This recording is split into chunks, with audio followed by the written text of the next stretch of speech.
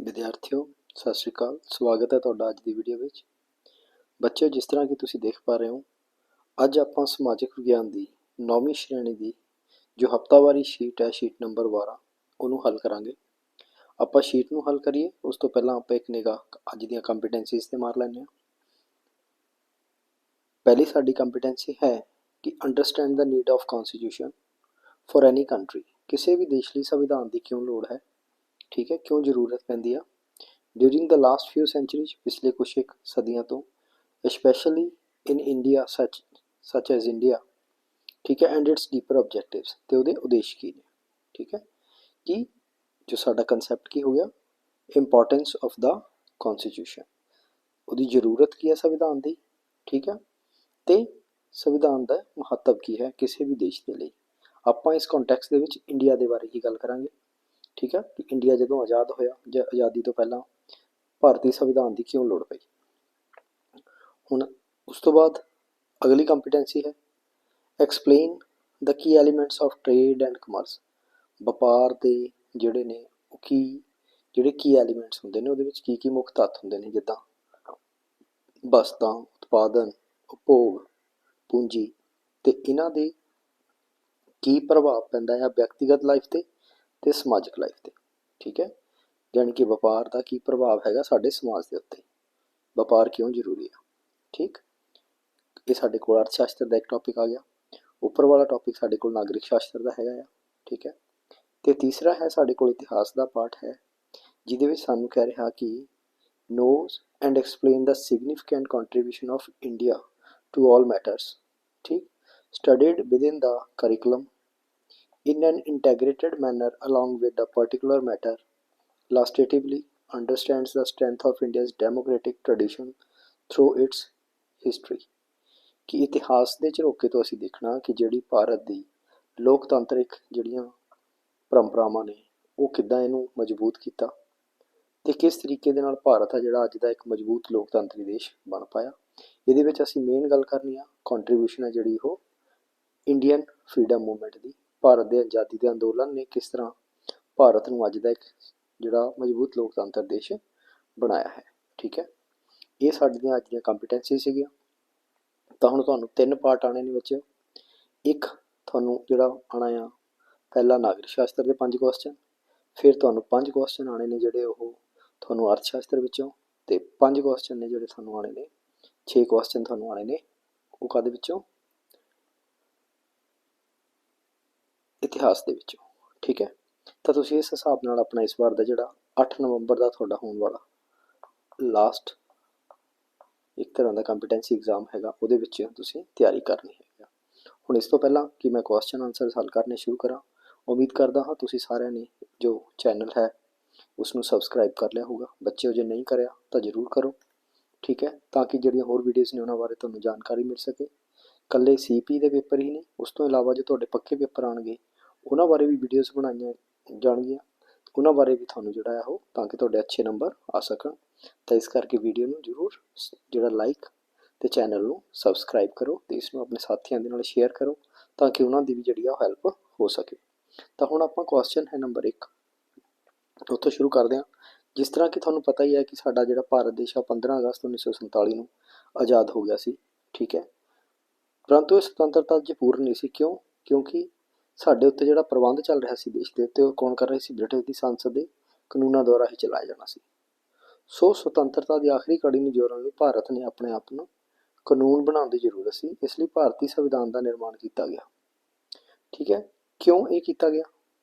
ठीक, भूगोलिक स्थिति में समझण लई नहीं, संविधान का संबंध भूगोल नाल नहीं हुंदा बच्चे, ठीक है, संविधान का संबंध राजनीति नाल हुंदा आ, प्रबंध नाल हुंदा आ। देश दीआं केंद्री सरकारां, केंद्री सरकार किहड़ी आ जिहड़ी दिल्ली विच बनदी आ, प्रांतां दीआं सरकारां, प्रांतां दीआं जिहड़ियां साडे राज्यां दे विच बनदियां ने, जिद्दां पंजाब दी चंडीगढ़ दे विच बनदी आ, ठीक है, साडी राजधानी च हुंदी आ जिहड़ी राज दी, उन्हां नूं चलाउण लई ते उन्हां दे कानूनां दा निर्माण करने लई जरूरी सी। देश दूजे देशां उपर दबदबा बनाउण लई नहीं, वो तो तरक्की ते तुहाडी स्थिति कारण बनूगा। इस करके साडा जिहड़ा ऑप्शन नंबर 2 है वो सही है। कानून संविधान दी निर्माण सानूं तां लोड़ सी ताकि साडा जिहड़ा राजनीतिक प्रबंध है, ठीक है, चाहे केंद्र का चाहे राज्यां का, वो सही तरीके दे नाल उहनूं ਚਲਾਇਆ ਜਾ ਸਕੇ, ਸ਼ਕਤੀਆਂ ਦੀ ਵੰਡ ਕੀਤੀ ਜਾ ਸਕੇ, ਕੇਂਦਰ ਕੀ ਕੰਮ ਕਰੂਗਾ, ਰਾਜ ਕੀ ਕੰਮ ਕਰਨਗੇ। ਠੀਕ ਹੈ, ਤਾਂ ਜਿਹੜਾ ਸਾਡਾ ਆਪਸ਼ਨ ਨੰਬਰ 2 ਹੈ ਉਹ ਸਹੀ ਹੈ। ਪ੍ਰਸ਼ਨ ਨੰਬਰ 2 ਹੈ, ਭਾਰਤੀ ਸੰਵਿਧਾਨ ਦੇ ਮੁੱਖ ਆਦਰਸ਼ ਕੀ ਹਨ। ਠੀਕ ਹੈ, ਦੇਸ਼ ਨਿਰੰਕੁਸ਼ ਸਰਕਾਰ ਦੀ ਸਥਾਪਨਾ ਕਰਨਾ। ਨਿਰੰਕੁਸ਼ ਮੀਨਸ ਜਿਹਦੇ ਤੇ ਕੋਈ ਅੰਕੁਸ਼ ਹੋਵੇ ਹੀ ਨਾ। ਠੀਕ ਹੈ, ਤਾਨਾਸ਼ਾਹੀ ਸਰਕਾਰ ਨਹੀਂ, ਸੰਵਿਧਾਨ ਦਾ ਮੁੱਖ ਆਦਰਸ਼ ਇਹ ਨਹੀਂ ਹੈਗਾ। ਠੀਕ ਹੈ, ਦੇਸ਼ ਅੰਦਰ ਵੱਖ-ਵੱਖ ਜਾਤਾਂ ਦੇ ਧਰਮਾਂ ਨੂੰ ਖਤਮ ਕਰਨਾ ਨਹੀਂ, ਕਿਸੇ ਜਾਤ ਧਰਮ ਨੂੰ ਖਤਮ ਨਹੀਂ ਕੀਤਾ ਸੰਵਿਧਾਨ ਨੇ। ਪ੍ਰਾਂਤਿਕ ਸਰਕਾਰਾਂ ਨੂੰ ਖਤਮ ਕਰਨਾ ਬਿਲਕੁਲ ਗਲਤ, ਪ੍ਰਾਂਤਿਕ ਸਰਕਾਰਾਂ ਨੂੰ ਵੀ ਸਾਡੇ ਨੂੰ ਕੁਝ ਅਧਿਕਾਰ ਤੇ ਕੁਝ ਨਿਯਮ ਦਿੱਤੇ ਗਏ ਨੇ। ਤਾਂ ਮੁੱਖ ਮਕਸਦ ਸੀ ਇਹਦਾ ਰਾਸ਼ਟਰੀ ਏਕਤਾ ਨੂੰ, ਅਖੰਡਤਾ ਨੂੰ, ਨਿਆਂ ਨੂੰ, ਸੁਤੰਤਰਤਾ, ਸਮਾਨਤਾ, ਭਾਈਚਾਰਕ ਜਿਹੜੀ ਸਾਂਝ ਹੈ ਉਸ ਨੂੰ ਉਤਸ਼ਾਹਿਤ ਕਰਨਾ। ਇਹ ਭਾਰਤੀ ਸੰਵਿਧਾਨ ਦਾ ਮੁੱਖ ਉਦੇਸ਼ ਹੈ ਜਿਹੜਾ ਸਾਡੀ ਪ੍ਰਸਤਾਵਨਾ ਦੇ ਵਿੱਚ ਅੰਕਿਤ ਹੈਗਾ ਆ। ਅੱਗੇ ਸੰਵਿਧਾਨ ਨੂੰ ਸਰਵਉੱਚ ਮੰਨਿਆ ਜਾਂਦਾ ਹੈ, ਬਿਲਕੁਲ ਸਹੀ। ਇਸ ਅਨੁਸਾਰ ਹੀ ਦੇਸ਼ ਦੀ ਸਰਕਾਰੀ ਤੇ ਗੈਰ ਸਰਕਾਰੀ ਸੰਸਥਾਵਾਂ ਕੰਮ ਕਰਦੀਆਂ ਨੇ। ਹੇਠ ਲਿਖਿਆਂ ਵਿੱਚੋਂ ਨਾਲ ਸੰਬੰਧਿਤ ਦੱਸੋ ਕਿ ਕਿਹੜਾ ਕਥਨ ਸਹੀ ਹੈ। ਸੰਵਿਧਾਨ ਸਾਰੇ ਨਾਗਰਿਕਾਂ ਦੇ ਅਧਿਕਾਰਾਂ ਦੀ ਰਾਖੀ ਕਰਦਾ ਹੈ, ਬਿਲਕੁਲ ਸਹੀ ਹੈ। ਸੰਵਿਧਾਨ ਕਿਸੇ ਵਿਸ਼ੇਸ਼ ਵਿਚਾਰਤਾ ਤੇ ਆਧਾਰਿਤ ਨਹੀਂ ਹੈ। ਠੀਕ ਹੈ, ਕਿਸੇ ਵਿਸ਼ੇਸ਼ ਵਿਚਾਰਧਾਰਾ ਤੇ ਨਹੀਂ, ਸਾਰੇ ਲੋਕਾਂ ਦੀਆਂ ਸਾਰੇ ਵਿਚਾਰ ਨੇ ਇਹਦੇ ਵਿੱਚ ਸ਼ਾਮਲ ਕੀਤੇ ਗਏ ਨੇ।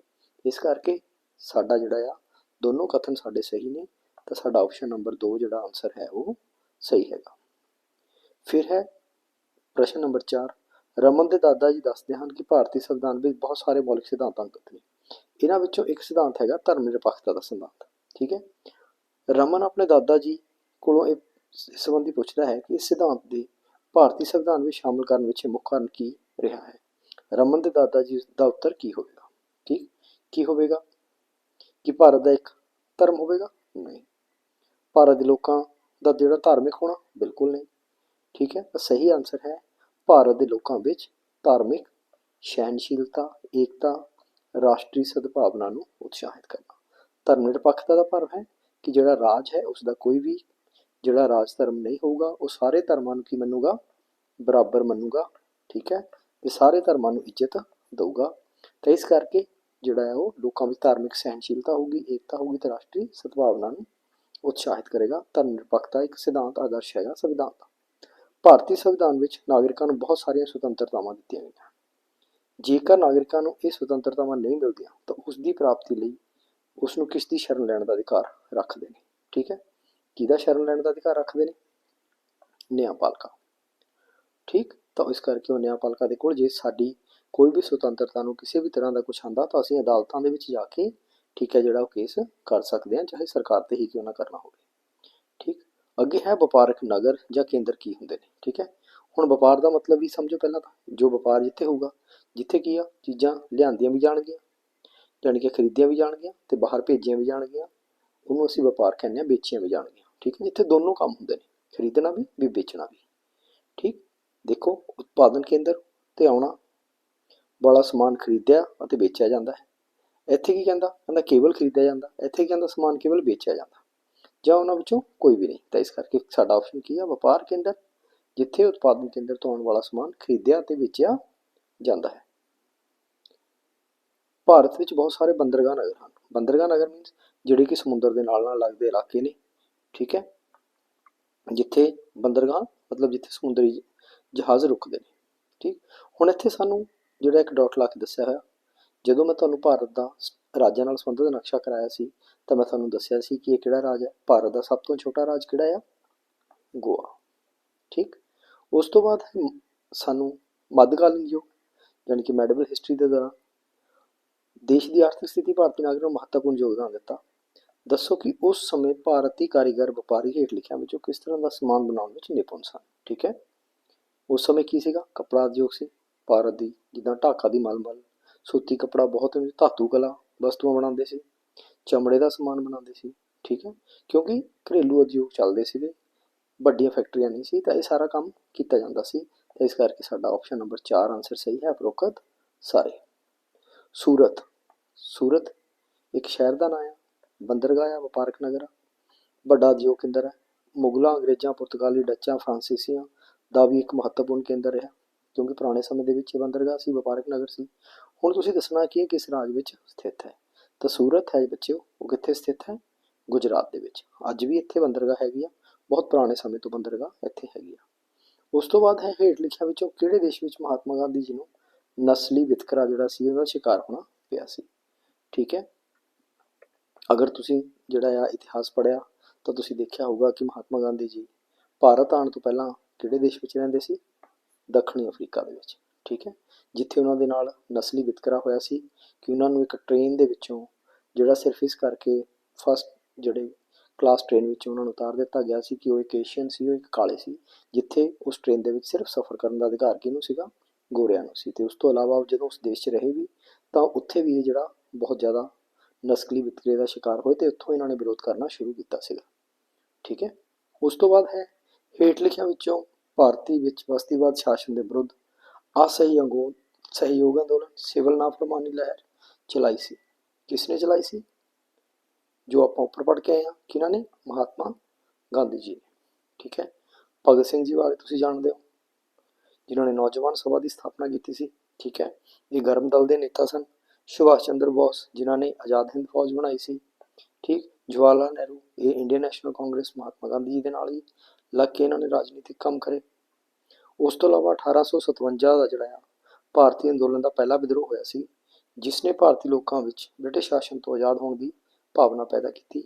ਤੁਸੀਂ ਹੁਣ ਦੱਸਣਾ ਕਿ ਉਸ ਤੋਂ ਇਲਾਵਾ ਉਹ ਕਿਹੜੀ ਰਾਜਨੀਤਿਕ ਸੰਸਥਾ ਸੀ ਜਿਹੜੀ, ਠੀਕ ਹੈ, ਬਹੁਤ ਸਾਰੀਆਂ ਸੰਸਥਾਵਾਂ ਬਣੀਆਂ, ਇੱਕ ਰਾਜਨੀਤਿਕ ਸੰਸਥਾ ਬਣੀ ਜਿਹਨੇ ਭਾਰਤੀ ਲੋਕਾਂ ਵਿੱਚ ਰਾਸ਼ਟਰੀ ਚੇਤਨਤਾ ਪੈਦਾ ਕਰਨ ਵਿੱਚ ਸਭ ਤੋਂ ਮਹੱਤਵਪੂਰਨ ਭੂਮਿਕਾ ਨਿਭਾਈ, ਤਾਂ ਉਹ ਸੀ ਇੰਡੀਅਨ ਨੈਸ਼ਨਲ ਕਾਂਗਰਸ। ਬਾਕੀ ਪਾਰਟੀਆਂ ਨੇ ਜਿਹੜੀਆਂ ਇਹ ਬਾਅਦ ਵਿੱਚ ਹੋਂਦ ਵਿੱਚ ਆਈਆਂ। ਸਭ ਤੋਂ ਪਹਿਲਾਂ ਜਿਹੜਾ ਸਾਡਾ ਅਗਲਾ ਕੁਐਸਚਨ ਹੈ, ਠੀਕ ਹੈ, ਉਹਦੇ ਨਾਲ ਹੀ ਸੰਬੰਧਿਤ ਹੈ ਕਿ ਸਭ ਤੋਂ ਪਹਿਲਾਂ ਕਿਹੜੀ ਪਾਰਟੀ ਆਈ ਸੀ? ਅਸਲ 'ਚ ਅੰਗਰੇਜ਼ਾਂ ਨੇ ਹੀ ਬਣਾਈ ਸੀ ਇੰਡੀਅਨ ਨੈਸ਼ਨਲ ਕਾਂਗਰਸ, ਤਾਂ ਕਿ ਜਿਹੜੇ ਕੁਛ ਇੱਕ ਭਾਰਤੀ ਲੋਕਾਂ ਦੀਆਂ ਜਿਹੜੀਆਂ ਮੰਗਾਂ ਨੇ ਉਹਨਾਂ ਨੂੰ ਮੰਨ ਕੇ ਇਹਨਾਂ ਦੇ ਉੱਤੇ ਰਾਜ ਲੰਬੇ ਸਿਰ ਤੇ ਰੱਖਿਆ ਜਾ ਸਕੇ। ਤਾਂ ਅਗਲਾ 13 ਨੰਬਰ ਕੁਐਸਚਨ ਹੈ, ਇੰਡੀਅਨ ਨੈਸ਼ਨਲ ਕਾਂਗਰਸ ਦੀ ਸਥਾਪਨਾ ਕਦੋਂ ਅਤੇ ਕਿਸ ਨੇ ਕੀਤੀ? 1885 ਵਿੱਚ ਇੱਕ ਅੰਗਰੇਜ਼ ਅਧਿਕਾਰੀ ਸੀ ਮਿਸਟਰ A.O. ਹਿਊ। ਠੀਕ ਹੈ, ਉਸਨੇ ਇਹਦੀ ਸਥਾਪਨਾ ਕੀਤੀ ਸੀ। ਇੰਡੀਅਨ ਨੈਸ਼ਨਲ ਕਾਂਗਰਸ ਦੇ ਕਿਹੜੇ ਸੈਸ਼ਨ ਵਿੱਚ ਸਭ ਤੋਂ ਪਹਿਲਾਂ ਸੰਵਿਧਾਨ ਸਭਾ ਤੇ ਵਿਚਾਰ ਕੀਤਾ ਗਿਆ? ਠੀਕ ਹੈ, ਤੇ ਉਹਦੀ ਮੰਗ ਕੀਤੀ ਗਈ ਸਭ ਤੋਂ ਪਹਿਲਾਂ। ਠੀਕ, ਇਸ ਚੀਜ਼ ਦੇ ਬਾਰੇ ਖਿਆਲ ਰੱਖਣਾ। ਠੀਕ, ਹੁਣ ਦੇਖੋ ਮੈਂ ਸਾਰਿਆਂ ਦੇ ਬਾਰੇ ਗੱਲ ਕਰਦਾ ਕਿਉਂਕਿ ਅੱਗੇ ਤੋਂ ਕੁਐਸਚਨ 'ਚ ਲਾਹੌਰ ਦੀ ਸੈਸ਼ਨ ਸੀ ਜਿਹੜਾ, ਇਹਦੇ ਵਿੱਚ ਪੂਰਨ ਸਵਰਾਜ ਦੀ ਮੰਗ ਕੀਤੀ ਗਈ ਸੀ ਪਹਿਲੀ ਵਾਰ ਕਿ ਸਾਨੂੰ ਜਿਹੜਾ ਆ ਦੇਸ਼ ਆਜ਼ਾਦ ਕਰੋ। ਠੀਕ ਹੈ, ਜਿਹੜਾ ਕਰਾਚੀ ਦਾ ਸੈਸ਼ਨ ਸੀ ਇਹਦੇ ਵਿੱਚ ਮੰਗ ਕੀਤੀ ਗਈ ਸੀਗੀ ਸਿਵਲ ਰਾਈਟਸ ਦੀ, ਠੀਕ, ਤੇ ਪੋਲੀਟੀਕਲ ਰਾਈਟਸ ਦੀ, ਜਾਣੀ ਕਿ ਜਿਹੜੇ ਸਾਡੇ ਮੌਲਿਕ ਅਧਿਕਾਰ ਨੇ ਉਹਨਾਂ ਬਾਰੇ ਗੱਲ ਕੀਤੀ ਗਈ ਸੀਗੀ। 1934 ਦੇ ਵਿੱਚ ਜਿਹੜਾ ਬੰਬੇ ਸੈਸ਼ਨ ਹੋਇਆ ਸੀ, ਇਹਦੇ ਵਿੱਚ ਪਹਿਲੀ ਵਾਰ ਸੰਵਿਧਾਨ ਸਭਾ ਦੀ ਗੱਲ ਕੀਤੀ ਗਈ ਵੀ ਨਹੀਂ, ਸਾਨੂੰ ਆਪਣਾ ਸੰਵਿਧਾਨ ਬਣਾਉਣ ਲਈ ਜਿਹੜੀ ਆ ਇੱਕ ਸਭਾ ਬਣਾਉਣ ਦਿਓ ਤਾਂ ਕਿ ਅਸੀਂ ਭਾਰਤ ਦੀਆਂ ਲੋੜਾਂ ਅਨੁਸਾਰ, ਭਾਰਤ ਦੇ ਲੋਕਾਂ ਦੀਆਂ ਜਿਹੜੀਆਂ ਨੇ ਜ਼ਰੂਰਤਾਂ ਦੇ ਅਨੁਸਾਰ ਇੱਕ ਜਿਹੜਾ ਆ ਉਹ ਸੰਵਿਧਾਨ ਬਣਾ ਸਕੀਏ। ਤਾਂ ਇਸ ਕਰਕੇ ਸਾਡਾ ਜਿਹੜਾ ਇਹ ਆਪਸ਼ਨ ਨੰਬਰ 3 ਹੈ ਉਹ ਸਹੀ ਹੈਗਾ, ਬੰਬਈ। ਜਿਹੜਾ ਅੱਜ ਦਾ ਮੁੰਬਈ ਹੈ ਉਸ ਸਮੇਂ ਬੰਬੇ ਜਾਂ ਬੰਬਈ ਕਿਹਾ ਜਾਂਦਾ ਸੀ। ਲਖਨਊ ਸੈਸ਼ਨ ਸੀ ਜਿਹੜਾ, ਇਹਦੇ ਵਿੱਚ ਇੱਕ ਅੰਗਰੇਜ਼ਾਂ ਨੇ ਜਦੋਂ 1934 'ਚ ਮੰਗ ਕਰੀ ਤਾਂ ਅੰਗਰੇਜ਼ਾਂ ਨੇ ਇੱਕ ਗਵਰਨਮੈਂਟ ਇੰਡੀਆ ਐਕਟ ਸੀ ਜਿਹੜਾ, ਜਿਹਨੂੰ 1935 ਦਾ ਕਹਿੰਦੇ ਆ, ਉਹ ਬਣਾਇਆ। ਇਹਨਾਂ ਨੇ ਕਾਨੂੰਨ ਬਣਾ ਕੇ ਲਿਆਂਦੇ ਵੀ ਚਲੋ ਤੁਹਾਨੂੰ ਸੰਵਿਧਾਨ ਸਭਾ ਦੀ ਲੋੜ ਨਹੀਂ, ਅਸੀਂ ਤੁਹਾਨੂੰ ਐਕਟ ਦੇ ਦਿੰਦੇ ਹਾਂ। ਪਰ ਇਹਦੇ ਵਿੱਚ ਲਖਨਊ ਸੈਸ਼ਨ ਦੇ ਵਿੱਚ ਇਹਦਾ ਵਿਰੋਧ ਕੀਤਾ ਗਿਆ ਕਿ ਨਹੀਂ, ਸਾਨੂੰ ਇਹ ਨਹੀਂ ਚਾਹੀਦਾ, ਸਾਨੂੰ ਕੀ ਆ, ਆਪਣਾ ਹੀ ਸੰਵਿਧਾਨ ਚਾਹੀਦਾ, ਉਹਦੇ ਲਈ ਅਸੀਂ ਆਪਣੀ ਸੰਵਿਧਾਨ ਸਭਾ ਬਣਾਵਾਂਗੇ। ਉਹ ਗੱਲ ਅਲੱਗ ਹੈ ਕਿ ਜਿਹੜਾ ਗਵਰਨਮੈਂਟ ਇੰਡੀਆ ਐਕਟ ਸੀ ਇਹਦੇ ਵਿੱਚ ਬਹੁਤ ਸਾਰੀਆਂ ਚੀਜ਼ਾਂ ਸੀ ਜਿਹੜੀਆਂ ਉਹ ਸਾਡੇ ਸੰਵਿਧਾਨ ਦੇ ਵਿੱਚ ਰੱਖ ਲਈਆਂ ਗਈਆਂ। ਠੀਕ ਹੈ, ਇਸ ਕਰਕੇ ਇਹਨੂੰ ਵੀ ਇੰਡੀਅਨ ਸੰਵਿਧਾਨ ਦੀ ਇੱਕ ਰੈਪਲੀਕਾ, ਇੱਕ ਕਾਪੀ ਬੋਲਿਆ ਜਾਂਦਾ ਹੈਗਾ ਆ। ਠੀਕ, ਫਿਰ ਸਾਡੇ ਕੋਲ ਕੁਐਸਚਨ ਹੈ 15, ਅਧਿਆਪਕ ਨੇ ਕਲਾਸ ਵਿੱਚ ਰਾਸ਼ਟਰੀ ਅੰਦੋਲਨ ਪੜ੍ਹਾਉਂਦਿਆਂ ਦੱਸਿਆ ਕਿ ਲਾਰਡ ਕਰਜ਼ਨ ਨੇ ਬੰਗਾਲ ਦੀ ਵੰਡ 1905 ਵਿੱਚ ਕੀਤੀ ਗਈ, ਜਿਸ ਦਾ ਉਦੇਸ਼ ਹਿੰਦੂ ਅਤੇ ਮੁਸਲਮਾਨਾਂ ਵਿੱਚ ਫੁੱਟ ਪਾਉਣਾ ਸੀ, ਰਾਸ਼ਟਰੀ ਏਕਤਾ ਨੂੰ ਕਮਜ਼ੋਰ ਕਰਨਾ ਸੀ। ਬੰਗਾਲ ਵਿੱਚ ਸਮਝੇਸ਼ੀ ਅਤੇ ਬਾਈਕਾਟ ਅੰਦੋਲਨ ਸ਼ੁਰੂ ਹੋਇਆ। ਠੀਕ ਹੈ, 1905 ਦੇ ਵਿੱਚ ਜਦੋਂ ਬੰਗਾਲ ਦੀ ਵੰਡ ਹੋਈ, ਠੀਕ ਹੈ, ਪੱਛਮੀ ਬੰਗਾਲ ਤੇ ਪੂਰਬੀ ਬੰਗਾਲ ਦੋ ਹਿੱਸੇ ਵੰਡੇ, ਤਾਂ ਉਸ ਦੇ ਵਿੱਚ ਇੱਕ ਮੂਵਮੈਂਟ ਚੱਲੀ ਸੀ ਜਿਹਨੂੰ ਸਵਦੇਸ਼ੀ ਅੰਦੋਲਨ ਤੇ ਬਾਈਕਾਟ ਅੰਦੋਲਨ ਕਹਿੰਦੇ ਨੇ। ਠੀਕ, ਇਸ ਸਮੇਂ ਵਿੱਚ ਸਾਰੇ ਨੇਤਾਵਾਂ ਨੇ ਜਿਹੜਾ ਸੀ ਉਹ ਬਹੁਤ ਵੱਧ ਚੜ੍ਹ ਕੇ ਭਾਗ ਲਿਆ ਸੀ। ਸੁਰਿੰਦਰਨਾਥ ਬੈਨਰਜੀ ਬੰਗਾਲ ਦੇ ਸੀਗੇ, ਵਿਪਨ ਚੰਦਰ ਪਾਲ ਵੀ, ਬਾਲ ਗੰਗਾਧਰ ਮਹਾਰਾਸ਼ਟਰ ਦੇ ਸੀਗੇ, ਇਹਨਾਂ ਸਾਰਿਆਂ ਨੇ ਹੀ ਪਾਰਟੀਸਪੇਟ ਕਰਿਆ ਸੀ। ਤਾਂ ਇਸ ਕਰਕੇ ਇਹਦਾ ਜਿਹੜਾ ਉੱਤਰ ਹੈ ਉਪਰੋਕਤ ਸਾਰੇ।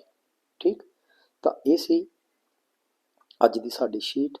ਤੇ ਹੁਣ ਉਮੀਦ ਕਰਦਾ 8 ਤਰੀਕ ਨੂੰ ਹੋਣ ਵਾਲੇ ਪੇਪਰ ਦੇ ਵਿੱਚ ਤੁਸੀਂ ਜਿਹੜੇ ਤਿੰਨੋਂ ਪਾਰਟ ਨੇ ਤੁਹਾਡੇ, ਠੀਕ, ਨਾਗਰਿਕ ਸ਼ਾਸਤਰ, ਅਰਥ ਸ਼ਾਸਤਰ ਦਾ ਟ੍ਰੇਡ ਵਾਲਾ ਪਾਰਟ, ਨਾਗਰਿਕ ਸ਼ਾਸਤਰ ਦਾ ਸੰਵਿਧਾਨ ਦੀਆਂ ਵਿਸ਼ੇਸ਼ਤਾਵਾਂ ਵਾਲਾ ਪਾਰਟ ਤੇ ਸੰਵਿਧਾਨ ਜਿਹੜਾ ਆ, ਤੇ ਉਹਦੇ ਵਿੱਚ ਤੇ ਰਾਸ਼ਟਰੀ ਅੰਦੋਲਨ ਦੇ ਵਿੱਚ ਆਧੁਨਿਕ ਜਿਹੜਾ ਆ ਇਤਿਹਾਸ ਦੇ ਵਿੱਚੋਂ ਉਹ ਪਾਠ ਨੂੰ ਤੁਸੀਂ ਪੜ੍ਹ ਕੇ ਆਉਂਗੇ ਤੇ ਇਸ ਸ਼ੀਟ ਨੂੰ ਵੀ ਸਵਾਰ ਕੇ ਪੜ੍ਹੋਗੇ ਤੇ ਆਪਣੀ ਕਾਪੀਆਂ ਤੇ ਨੋਟ ਕਰੋਗੇ, ਤਾਂ ਕਿ ਤੁਸੀਂ ਜਿਹੜਾ 8 ਤਰੀਕ ਨੂੰ ਹੋਣ ਵਾਲੇ ਪੇਪਰ ਦੇ ਵਿੱਚ ਬਹੁਤ ਵਧੀਆ ਤਰੀਕੇ ਦੇ ਨਾਲ ਨੰਬਰ ਲੈ ਸਕੋ। ਜੇ ਵੀਡੀਓ ਅੱਛੀ ਲੱਗੀ ਹੈ ਤਾਂ ਇਹਨੂੰ ਲਾਈਕ ਕਰੋ ਤੇ ਚੈਨਲ ਨੂੰ ਸਬਸਕ੍ਰਾਈਬ ਕਰੋ